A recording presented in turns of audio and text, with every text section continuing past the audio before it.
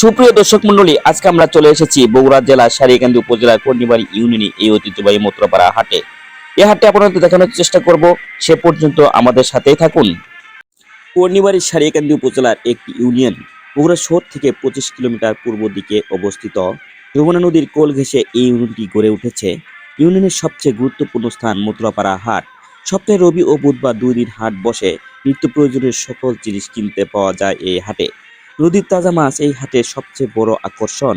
অর্থনৈতিক কেন্দ্রবিন্দু এই বাজারে কুরবানি পশু কেনাবেচা হয়। দূর দূরান্ত থেকে তৈজসপত্র কিনতে অনেকে লোকের সমাগম হয় এই হাটে। এটি অত্যন্ত সুন্দর জায়গা, যে কোনো ব্যক্তি এই স্থানে এসে যমুনা নদীর প্রাকৃতিক সৌন্দর্য উপভোগ করতে পারে। এখানে গ্রামবাসীরা তাদের মালামাল বেচা কেনা করতে আসে। এটি গ্রামবাসীদের জন্য একটি সাধারণ স্থানও বটে। এটি তাদের জন্য একটি বাণিজ্যিক স্থান। এখানে গ্রামবাসীরা তাদের মালামাল বেচা কেনা করতে আসে। এটি এমন এক জায়গায় বসে যেখানে গ্রামবাসীদের সহজেই আসতে এবং যেতে পারে। সাধারণত গ্রাম্য বাজারটি 5 থেকে 10 ঘন্টা স্থায়ী হয়। একটি সকালে 10টায় বসে এবং রাত 9টায় ভাঙে। বিভিন্ন ধরনের নিত্য প্রয়োজনীয় সামগ্রী এখানে বিক্রি করা হয়।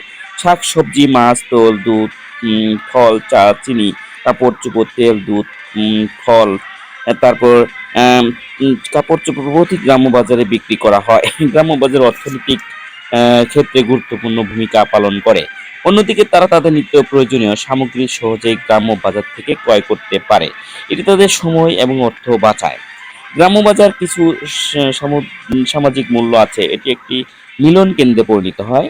গ্রামবাসী তাদের অভিবাদন বিনিময়ের সুযোগ পায়। তারা তাদের আত্মীয় স্বজনের সাথে সাক্ষাৎ করতে পারে। এভাবে এটি গ্রামবাসীর জীবনে গুরুত্বপূর্ণ ভূমিকা পালন করে থাকে। সাধারণ মানুষের প্রয়োজনীয় জিনিসপত্রের পসরা নিয়ে হাট বসে।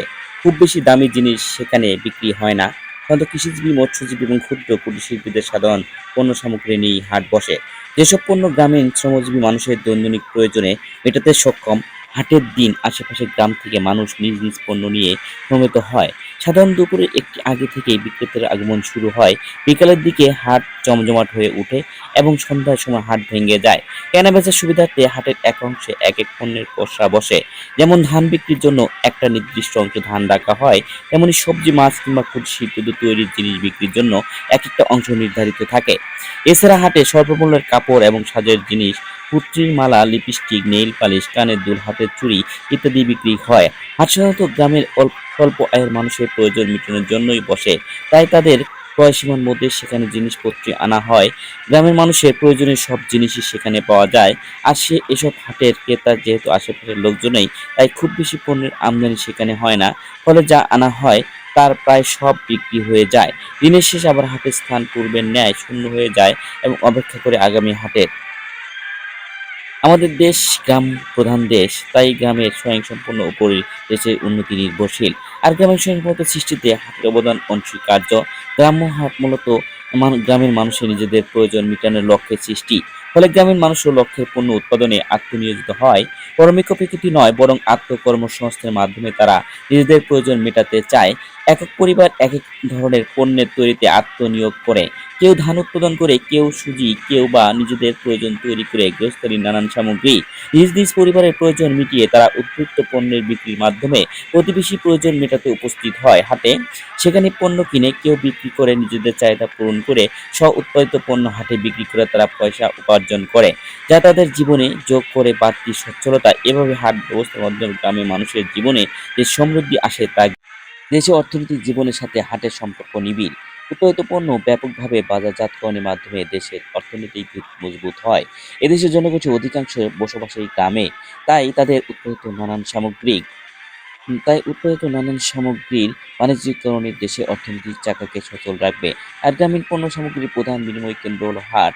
গ্রামের মানুষ তাদের পণ্য সম্ভার নিয়ে হাটে উপস্থিত হয়। আর মহাজন বিভিন্ন ব্যবসায়ী গ্রামের পণ্য সম্ভার দূর শহরে গ্রামে রেল চালান দেয়। অর্থাৎ হাটের মাধ্যমে দেশের প্রয়োজন মেটানো সম্ভব। তাছাড়া গ্রামের মানুষ এবং দেশের প্রয়োজন মেটানোর পর হাট থেকে সংগৃহীত পণ্য অনেক সময় রপ্তানি করে বৈদেশিক মুদ্রা অর্জন করে সম্ভব। একদিকে হাটের মাধ্যমে গ্রামের উৎপাদকরা তাদের পণ্য বাজারজাত করে ভালো দাম পেতে পারে।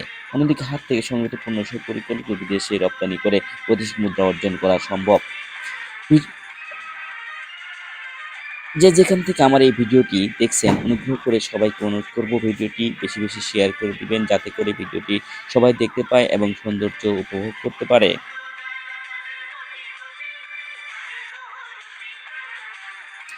উৎপাদনকারীদের পণ্য বাজারজাত করে ভালো দাম পেতে পারে। অন্যদিকে হাট থেকে সংগৃহীত পণ্য সফল করে কিভাবে বিদেশে রপ্তানি করে বৈদেশিক মুদ্রা উপার্জন করা সম্ভব। আর এইভাবেই গ্রাম প্রধান আমাদের দেশে বাণিজ্যিক অর্থনৈতিক ক্ষেত্রে গ্রাম্য হাট পালন করে কার্যকর ভূমিকা। গ্রামের হাট কেবল পণ্য বিনিময়ের কেন্দ্র নয়, ভাব বিনিময় একটা অন্যতম কেন্দ্র। হাটের দিন আশেপাশে অনেক গ্রামের নানান বয়সের লোক সমাগম ঘটে। একজনের প্রয়োজন মেটা আরেকজন এই পণ্যের প্রয়োজন